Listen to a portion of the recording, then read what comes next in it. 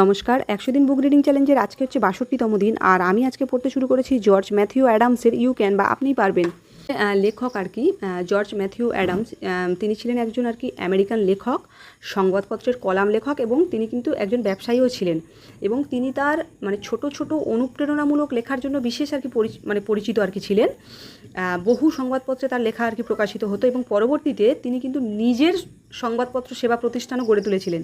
আর এই বইটি প্রথম প্রকাশিত হয় ১৯১৩ সালে। ব্যাপারটা সেটা কিন্তু এটা কিন্তু কোনো উপন্যাস বা গল্পের বই নয়, কিন্তু এখানে কিন্তু ছোট ছোট বক্তব্য, চিন্তা এবং জীবনের বিভিন্ন বিষয় নিয়ে সংক্ষিপ্ত আর কি আকারে আলোচনা করা হয়েছে। তাই বইটি পড়তে পড়তে মনে হয় যে লেখক যেন বারবার আমাদের সামনে দাঁড়িয়ে খুব সহজ ভাষায় একটা করে ব্যাপার সম্পর্কে আর কি বলছেন। আর সেই কথাগুলোর কেন্দ্রে একটা বিষয় বারবার ফিরে আসে, সেটা হলো যে তুমি পারো।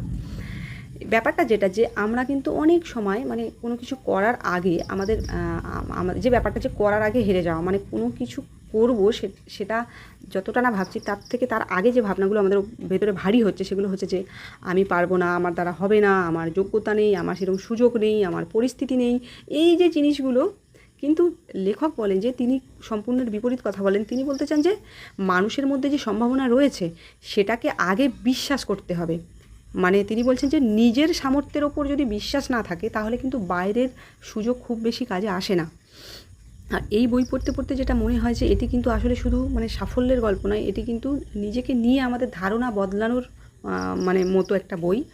বইয়ের শুরু থেকেই কিন্তু লেখক সাফল্যকে শুধু যে টাকা, পদ, খ্যাতি এইগুলোর মধ্যে যে আটকে রেখেছেন তা কিন্তু নয়। তিনি কিন্তু বরং নিজের ক্ষমতাকে কাজে লাগানো, নিজের চরিত্র তৈরি করা, নিজের কাজকে সম্মান করা এবং প্রতিদিন একটু একটু করে এগিয়ে যাওয়াকেই তিনি মনে করেন যে এগুলোই হচ্ছে সাফল্যের অংশ। হ্যাঁ, আর একটা বিষয় বেশ ভালো লাগে যে লেখক কিন্তু বারবার নিজের সঙ্গে অন্যকে তুলনা করার যে ব্যাপার, যে আমরা যেটা করি আর কি বেশিরভাগ মানুষ, যে অন্য কেউ কোথায় পৌঁছে গেছে, কে কত বেশি উপার্জন করছে, তার কত পরিচিতি, সে কত ভালো আছে, সে এই যে তিনি বলছেন যে এই যে ব্যাপারগুলো যদি মানুষ করে তাহলে কিন্তু প্রত্যেকটা মানুষের ভেতরে যে শক্তি রয়েছে তারা নিজেদের শক্তিগুলোকে ভুলে যায়। তাই এই তুলনা করা উচিত নয় আর কি। তিনি বলেন যে আমাদের অন্য কারোর মতোই হতে হবে, জিনিসটা এরকম নয়।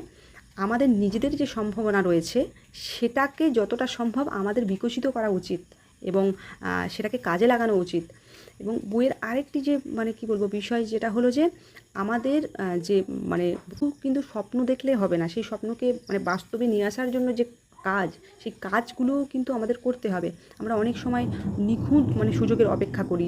এর আগেই আমি যে বইটা পড়লাম, এর আগেই অটোমিক হ্যাবিটসের কথা আমি বলছি, সেখানে একটা জায়গাতে পড়েছিলাম যে শুরু করাটা হচ্ছে প্রধান, শুরু করতে হবে আগে। আমরা ভালো পরিস্থিতির জন্য অপেক্ষা করি, তারপরে হচ্ছে যে সময় পাচ্ছি না, বা এই যে ব্যাপারগুলো, যেগুলো অজুহাতগুলো আমরা দিই। এখানে অনেক কিছু নিয়ে আলোচনা হয়েছে, এমন কিছু নেই যে বাদ গেছে। বিভিন্ন বিভিন্ন বিষয় নিয়ে আলোচনা হয়েছে।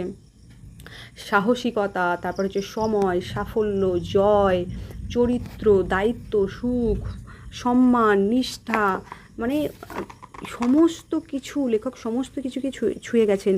সুযোগ, তারপরে হচ্ছে সোনা, তারপরে হচ্ছে স্বপ্ন, তারপরে হচ্ছে ঈর্ষা, কি বলবো, অনেক অনেক অনেক কিছু নিয়েই এখানে আর কি আলোচনা হয়েছে এবং খুব ছোটো ছোটোভাবেই আর কি আলোচনা হয়েছে, খুব সহজ ভাষায়, পড়তেও ভীষণ ভালো লাগে।